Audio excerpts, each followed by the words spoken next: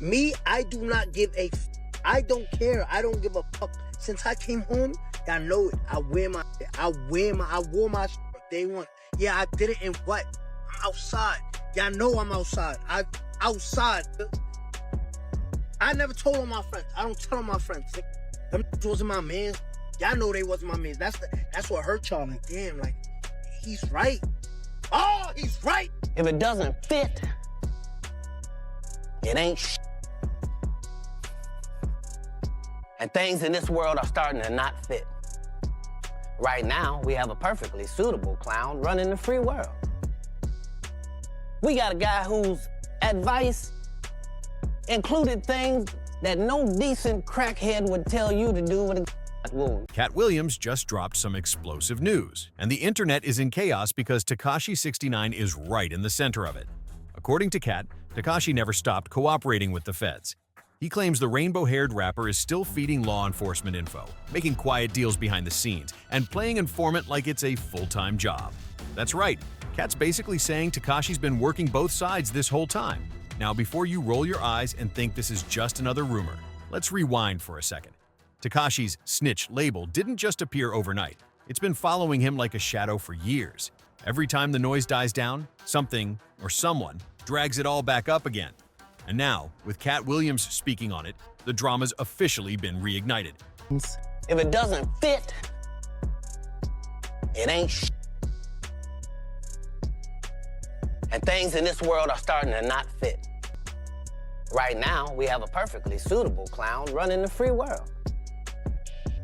We got a guy whose advice included things that no decent crackhead would tell you to do with a wound. Remember how fast Tekashi flipped? One day, he was the loudest, most reckless rapper on the internet, screaming Treyway and flexing his so-called gang ties. And the next, he was testifying in federal court like it was nothing. He went from street energy to courtroom mode in record time. Truth is, he was never built for that real street life. It was all image, all performance, but he got way too deep. The 9 Trey gang wasn't a music gimmick. They were serious. And when the feds came knocking in 2018, the whole operation got exposed. Agents rounded up everyone for robberies, shootings, racketeering, and Tekashi didn't hesitate. He started naming names, describing how the gang worked, even explaining who did what.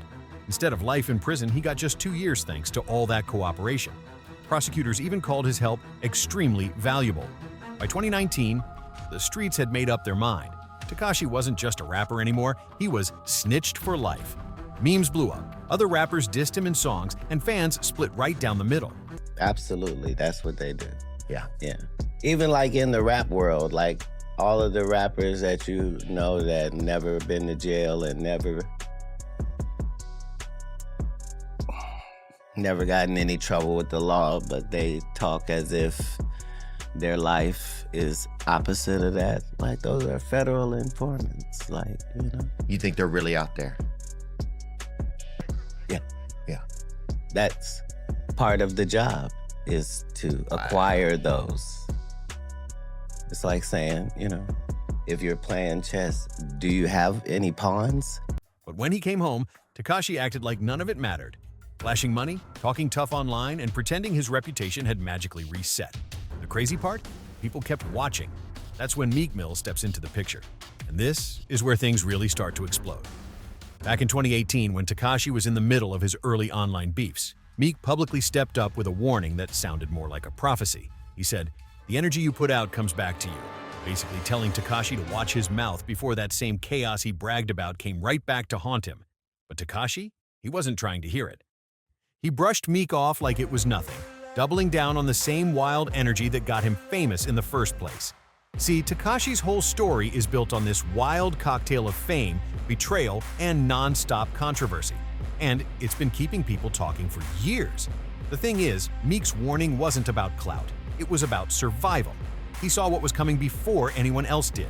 But instead of taking the advice, Tekashi went straight online, mocking Meek and trying to make it sound like he was the real one from the streets. By 2020, the tension between them was off the charts.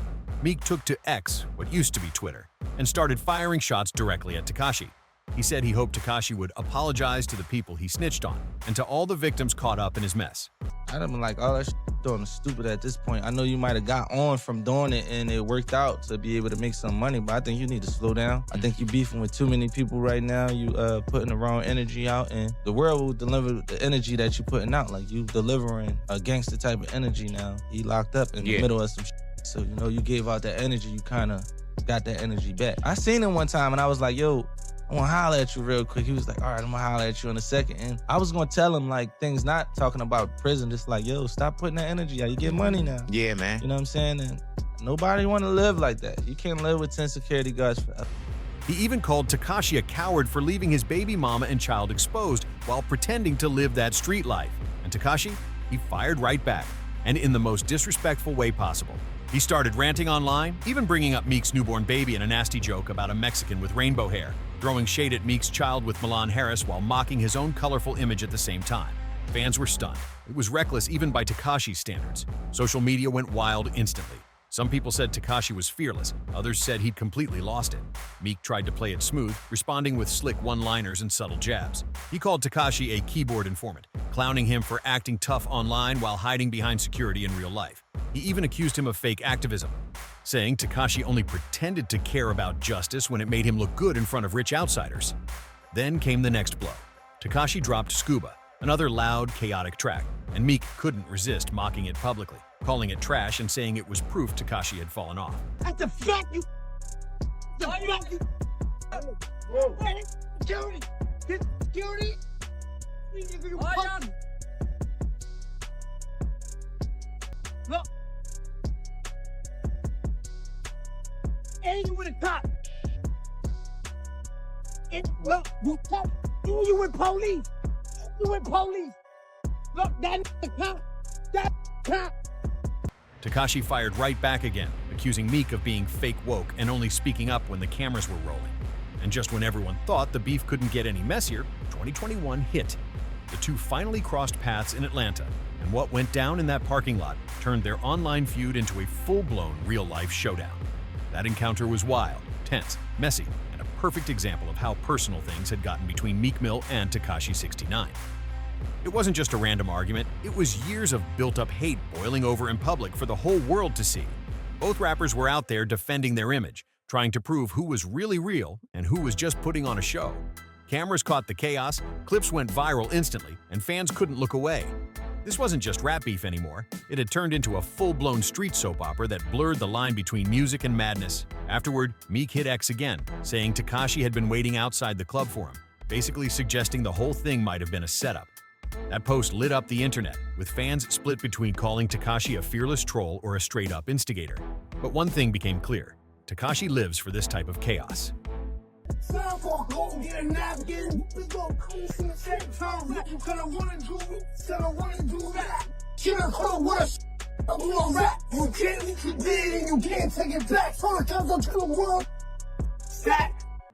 He loves to push real street rappers to the edge while hiding behind what people call his federal protection, acting untouchable.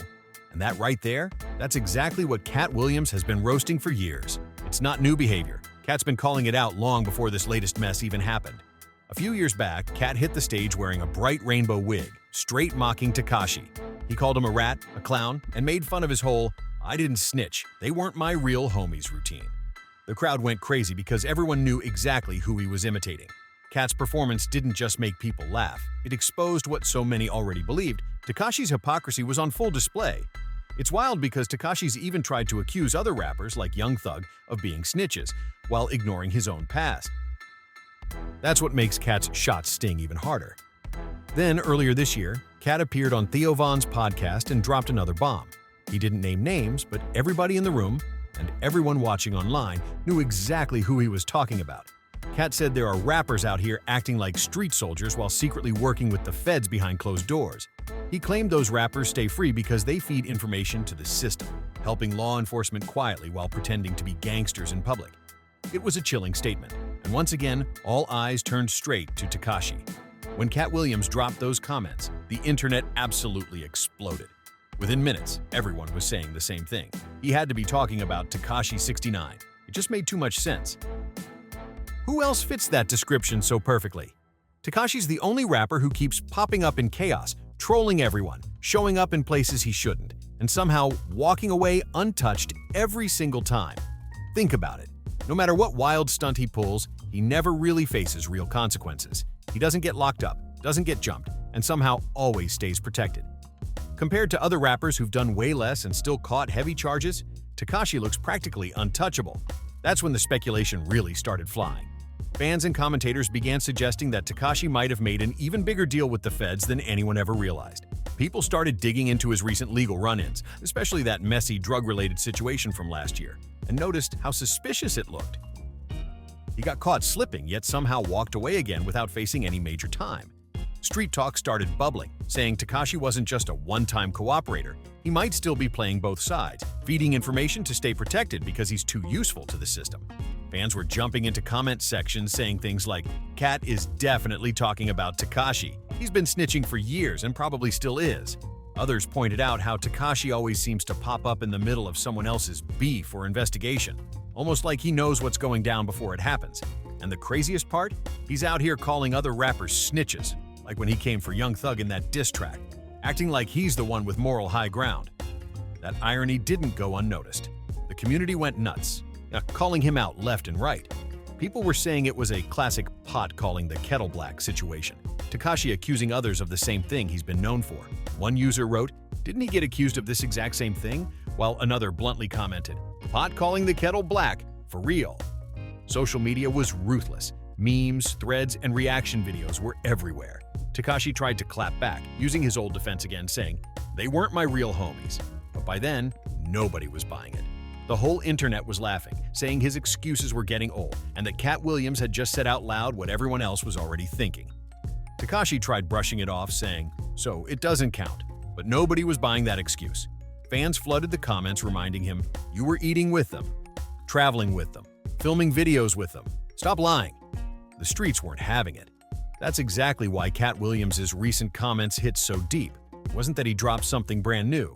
It's that he finally said out loud what people had been whispering about for years. Katt basically confirmed what so many in the hip-hop community already suspected. Tekashi never stopped cooperating with the feds. Not in 2018, not in 2019, not even after walking out of prison, and maybe not ever. When you really look at it, everything lines up too perfectly. His courtroom testimony, the short sentence, the strange level of protection he always seems to have, the reckless trolling with zero consequences, and the way he moves around untouched while other rappers get locked up for less. Katt didn't even have to drop a name. He just said, "rappers working for the feds," and everyone instantly knew who he meant. Tekashi's name was trending within hours, the rainbow troublemaker once again at the center of chaos. The internet lit up with one big question. Was Tekashi looking out for himself, or did he actually prevent something worse by cooperating? Did he betray the streets, or was that the only move that kept him alive? Some fans argue he did what anyone would do if faced with life behind bars, while others say snitching erased every ounce of respect he had left. And then there's Katt.